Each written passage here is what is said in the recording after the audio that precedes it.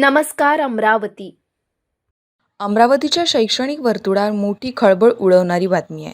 श्री शिवाजी शिक्षण संस्थेच्या कार्यकारी परिषदेची 2022 मध्ये झालेली निवडणूक आता धर्मादाय विभागाने रद्द ठरवली आहे. धर्मादाय उपआयुक्त राजेंद्र गोमटे यांनी दिलेल्या आदेशामुळे संस्थेच्या राजकारणात मोठी उलथापालथ होण्याची चिन्हे दिसते आहेत. निवडणूक प्रक्रियेत गंभीर त्रुटी आढळल्याचा ठपका ठेवत पुन्हा निवडणूक घेण्याचे स्पष्ट आदेश देण्यात आले आहे. मतदार यादीतील गोंधळ, नामनिर्देशन प्रक्रियेत अनियमितता आणि निवडणूक अधिकाऱ्यांच्या निर्णयांवर उपस्थित झालेले प्रश्न या सर्व मुद्द्यांवरती काही सदस्यांनी धर्मादाय विभागाकडे तक्रार दाखल केली होती. दीर्घ सुनावणीनंतर धर्मादाय विभागाने संपूर्ण निवडणूक प्रक्रियाच रद्द करण्याचा मोठा निर्णय घेतलाय. या निर्णयामुळे विद्यमान पदाधिकाऱ्यांमध्ये अस्वस्थता निर्माण झाली असून संस्थेचे अध्यक्ष हर्षवर्धन देशमुख यांनी हा निर्णय न्यायालयात आव्हान देण्याची भूमिका घेतली आहे. आता ही लढाई न्यायालयात जाणार असल्याने श्री शिवाजी शिक्षण संस्थेच्या भविष्यातील कारभाराकडे संपूर्ण शैक्षणिक क्षेत्राचं लक्ष लागून आहे. मी ॲडव्होकेट राहुल बोरसे.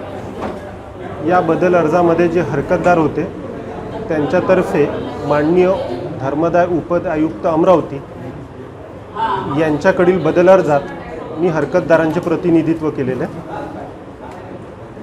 कोर्टाने आमचे ठळक मुद्दे मान्य करून बदल अर्ज नामंजूर केलेला आहे. सदरचा बदल अर्ज शिवाजी शिक्षण संस्थेची 11 सप्टेंबर 2022 रोजी जी निवडणूक झाली त्या संदर्भातील होता. आमचे ज्या मुद्द्यांवर आम्ही हरकत घेतलेली होती ते प्रमुख मुद्दे होते की इलेक्शन ऑफिसरची अपॉइंटमेंट ही गैरकायदेशीर आहे. इलेक्शन ऑफिसरनी जे निवडणूक घेतली ती कायद्याचे पालन करून घेतलेली नव्हती. त्याच्यामध्ये बरेचसे आमचे बाकीचे ग्रीव्हन्सेस होते, जसे वोटर लिस्टमध्ये ड्यू डेटनंतर चेंजेस करण्यात आले. ज्या लोकांचे नॉमिनेशन फॉर्म मंजूर व्हायला नको होते त्यांना इलेक्शन कॉन्टेस्ट करण्याची परमिशन दिली गेली. इलेक्शन रिपोर्टमध्ये मतांच्या गणना जी देण्यात आलेली होती, जे संख्या सांगितलेली होती त्याच्यामध्ये तफावत होती. आणि बाकीचे बरेचसे मुद्दे होते की ज्या लोकांना इलेक्शनमध्ये पार्टिसिपेट करू द्यायला नव्हतं पाहिजे, प्रॉक्सी आणि रिप्रेझेंटेटिव्ह म्हणून, तर ते कोर्टाने मान्य केलं. या अपॉइंटमेंट व्यतिरिक्त जे निवडणूक अधिकाऱ्यांनी निवडणूक पक्षपातीपणे केली असा आमचा एक मुद्दा होता, तोही कोर्टाने ग्राह्य धरला. शिवाजी शिक्षण संस्थेमध्ये बरेच कायदेशीर व्यक्ती पण मेंबर आहेत.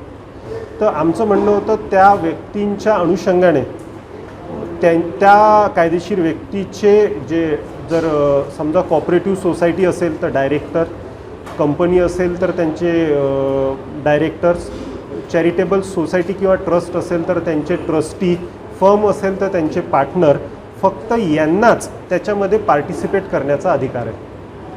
तर त्याचा तो आमचं ऑब्जेक्शन होतं आणि कोर्टाने ते मान्य केलं की जो त्यांचा नाही आहे त्याला प्रॉक्सी किंवा रिप्रेझेंटेटिव्ह म्हणून शिवाजी शिक्षण संस्थेवर देता येणार. त्याच्यात असं झालेलं आहे की जी व्यक्ती प्रॉक्सी म्हणून जर कॉन्टेस्ट करत आहे इलेक्शन एखाद्या लीगल एंटिटीची, तर इलेक्शनमध्ये पार्टिसिपेट करताना आणि इलेक्शन निवडून आल्यानंतर पण त्यांनी प्रॉक्सीच राहणं अपेक्षित होतं.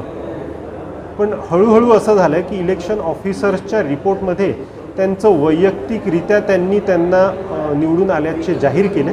ते सगळे जजमेंटमध्ये तुम्हाला एक व्यक्ती नाही आहे, 2-3 व्यक्ती आहेत. तर आता मी व्यक्तिविशेष बोलण्याचं योग्य नाही आहे, बाकी जजमेंटमध्ये सगळे डिटेल्स आहेत. निवडणूक सन 22मध्ये झाली, त्यामध्ये हर्षवर्धन देशमुख निवडून आले आणि निवडणूक ही चुकीच्या पद्धतीनं पार्शिलिटीनं त्यावेळच्या निवडणूक अधिकाऱ्यांनी घेतली, त्यामुळे ती रद्दबातल व्हावी याची आमची मागणी होती.